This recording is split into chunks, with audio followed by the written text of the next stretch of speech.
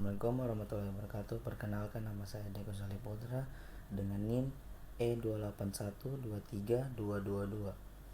Di sini saya dari Fakultas Pertanian Universitas Tadulako.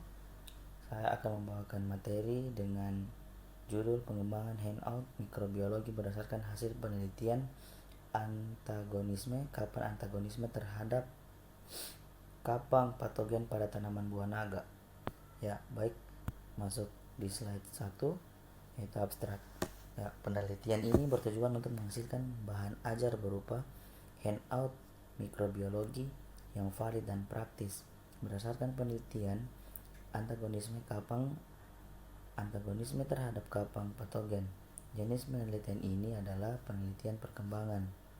Penelitian pengembangan ini dilakukan dengan mengikuti tahapan rancangan instruksional dengan pendekatan ADIE yang terdiri dari 5 tahap, yaitu analisis, desain, developer, implementasi, dan evaluasi.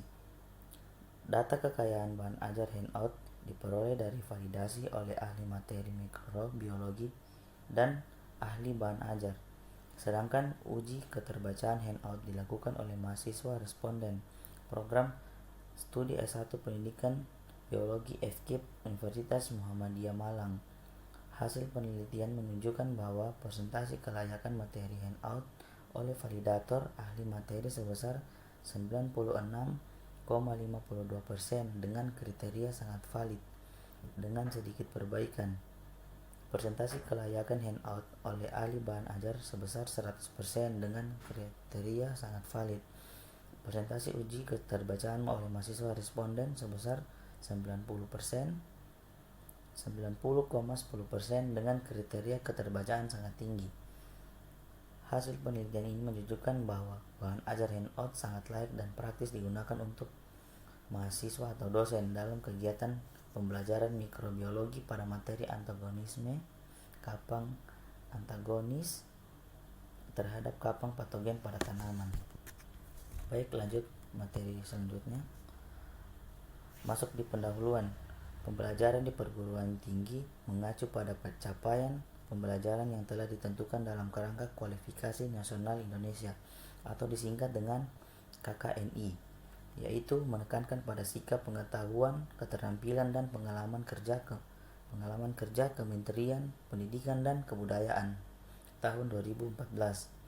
Pelaksanaan pembelajarannya diharapkan dapat mengikuti ketentuan yang tertulis dalam KKNI yang menekankan semua lulusan harus memiliki kemampuan yang setara dan capaian pembelajaran yang telah dirumuskan. Hal tersebut dapat dicapai melalui pembelajaran yang tidak hanya menitikberatkan pada penguasaan konsep, tetapi juga memberikan kesempatan pada mahasiswa untuk mengaplikasikan konsep yang telah dipelajari melalui praktek secara langsung. Adapun metodenya, yaitu jenis penelitian ini adalah penelitian pengembangan. Model pengembangan mengacu pada model ADIE yang seperti pada abstrak tadi yang saya jelaskan, yang terdiri dari 5 tahap, yaitu analisis, desain, developer atau pengembangan, implementasi atau penerapan, dan evaluasi. Produk penelitian ini adalah bahan ajar berupa handout yang disusun berdasarkan hasil penelitian eksperimen yang dilakukan oleh peneliti. Penelitian laboratoris dilakukan di Universitas Negeri Malang pada bulan Januari sampai bulan Mei 2020. Dan teknik analisis data kualitatif digunakan dengan mengumpulkan saran komentar dari validator oleh materi mikrobiologi dan validator ahli bahan ajar serta responden untuk uji keterbacaan handout. Data kuantitatif dianalisis dengan menghitung persentase hasil menggunakan rumus tersebut, yaitu P sama dengan X per XI dikali 100%. Masuk di hasil dan pembahasan. Penelitian menghasilkan produk bahan ajar berupa handout mikrobiologi berdasarkan penelitian antagonisme kapang antagonis terhadap kapang patogen pada tanaman buah naga. Penelitian ini mengacu pada model ADIE oleh Branch 2009 yang terdiri dari 5 tahap, yaitu analisis, desain, developer, implementasi, dan evaluasi. Masuk di hasil pembahasan, analisis kebutuhan dilakukan pada mahasiswa program studi S1 Pendidikan Biologi FKIP Universitas Malang yang telah 238 menempuh mata kuliah mikrobiologi dan dosen mata kuliah mikrobiologi melalui pengisian angket dan wawancara. Hasil analisis angket menunjukkan 59,46%